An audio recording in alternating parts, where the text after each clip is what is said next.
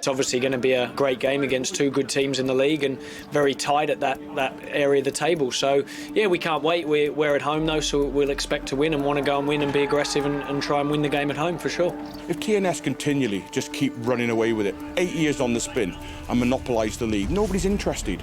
Little Connah's Quay have come along, had a real go last season, won the title, and we're still in there now. The little Connah's Quay will keep going. You'll be facing Andy Morrison for the first time. Do you know much about him? Are you familiar with him at all? I know a little bit, yeah. I've watched a lot of Connah's Quay this season so far, so yeah, I'm quite familiar, and it's going to be a great test, both for both teams tactically, I think, and also for our players as well.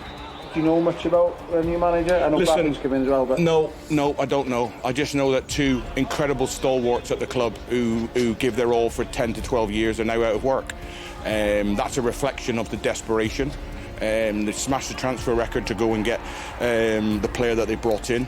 That's a little bit of respect for Connah's Quay, perhaps, because we've come knocking on the door and asked questions of them with half their budget, and now, they've gone and blown everything away. We'd like to think that we're nice and prepared. I think we're on a great run of form as well. We've kept sort of 4 clean sheets in a row now, which gives the whole team confidence, not just the defenders, but the whole team as well. And we know that we can win, and we've showed in these last sort of 4 games in different ways. We can grind out a result when we need to. We have been free-flowing and scored too. So I think it's been good to see the team win in different ways. So I think that was hopefully that's something we'll be able to bring to Saturday. Whichever way the title goes, it'll be worth winning this year, because it won't be just a 15, 20, 25 points. So they won't just let off a can of Coke if they win. They'll have a celebration because they'll have earned it.